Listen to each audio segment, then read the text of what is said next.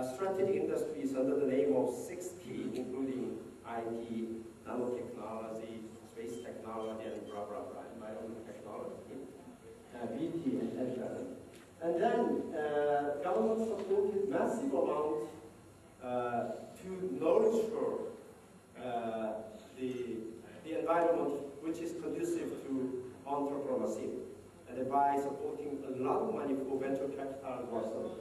So government tried to establish a national innovation system, and then also state-of-the-art ICT infrastructure. ICT infrastructure is concerned, Korea goes to really #1 in the world. So nationwide, but those were made by government to tackle the upcoming trends of knowledge economy. So we did ever faster than anybody else. But some interesting institutional arrangements has been made in the meantime since the coming of new millennium. One is, maybe you will like this concept. A newspaper company will launch a nationwide campaign of neo-intellectuals movement. Neo-intellectuals is unlike the traditional concept of intellectuals. Traditional concept of intellectual means a man with higher scholarship, a man who has greater degrees of PhDs or other. But the company emphasized neo-intellectuals are the most valuable human power for economic development, even in the knowledge economy. So they decided to identify many, many different types of neo-intellectuals. Neo-intellectuals are the masters, which has enough expertise on the job. And then even taxi drivers can be a neo-intellectual, and cook, chefs, dressmakers, everyone can be a neo-intellectual, like master of the recognition in West Germany. And then, in the successful campaign of nationwide campaign, the daily newspaper company nowadays associates a global summit of knowledge economy annually.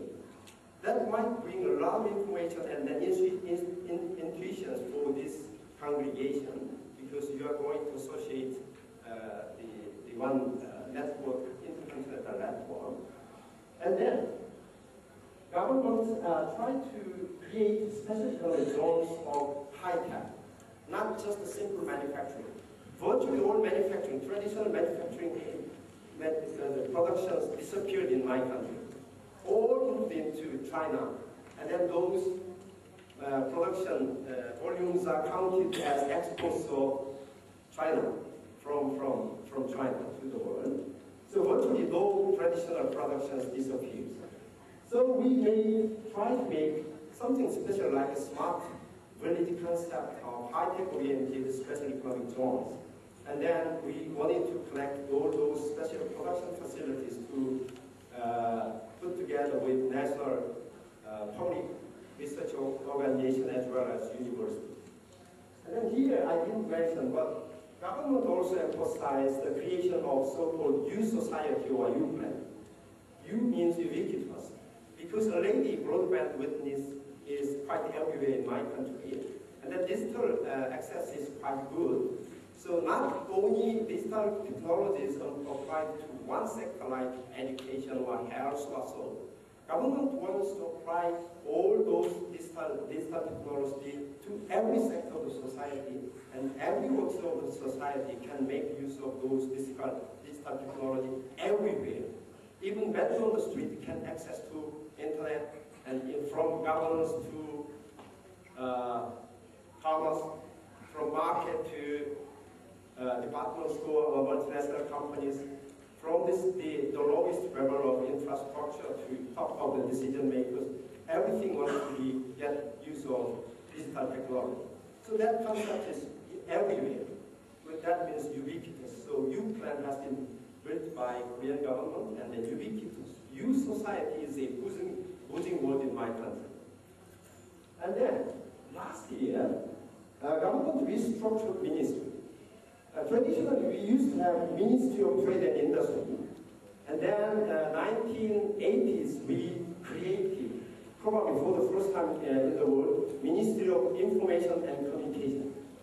So that was one reason Korea became very strong in ICT technology, ICT industry. But yet, last year, we merged Ministry of Trade and Industry put together, Ministry of Information and Communication, and even we put the merged half of functions of Ministry of Science and Technology to create one completely new ministry called Ministry of Knowledge Economy. So that may work to tackle the upcoming trends of knowledge economy in Korea. But that's a big experimentation. I'm not quite sure about that. Still, the many Korean experts doubt about the concept. So we invested much in knowledge. Korea is one of the heaviest investors in knowledge. Knowledge in this case is can be decomposed into R&D in dark blue and software in white, and then higher education. So Korea is ranked number 4 in total. R&D, we are the best. And then this is the traditional sector of manufacturing. We invest a lot, as well as in not only in the IT, but also manufacturing and equipment. Okay, those are some of the numbers, and this is the outcome of our efforts in building R&D. So number of patents in the USA, Korea used to rank number 7 in 2000, and then during the 5 years of efforts, we reached number 4. And then this is a kind of, NIS, National Innovation System, how it is being put together and how research centers increased in the meantime.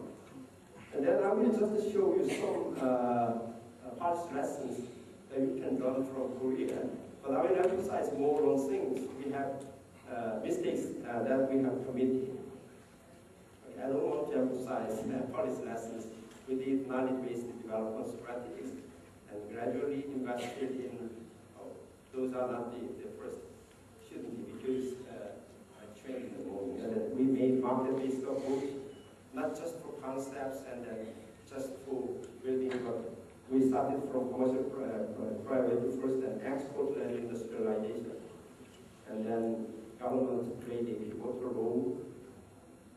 But this is what I try to emphasize here.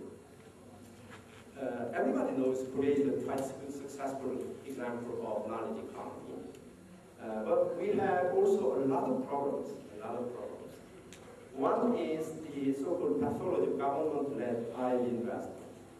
Government spent really billions of dollars in R&D to research centers. But kind of monitoring and evaluation system has not been fully equipped when we disperse our expenditure to budget to those R&D centers. So moral hazard is really ubiquitous in Korea. Not only internet access is ubiquitous, moral hazard related to R&D expenditure is really ubiquitous. And this can create a sometimes stumbling blocks, not building block to entrepreneurship and or scholarship even in my universities. Many of my colleagues at the university in engineering department and science department, they are now inundated with some sudden flood of money from government and from different sources. So they are very busy in spending money, not to research. So anyway, that's one side impact or byproducts. But anyway, that brought Korean the production of or the registration of patent, new patent to dramatically. And all those happened is related with our culture of so-called education people. Education people is everywhere. But one of the byproduct is we seek education for diploma, not for quality or not for innovation. So that is still a big problem. So it's kind of, competition is very throat-cutting when you enter the best university in Korea. But after that, they become relaxed. So the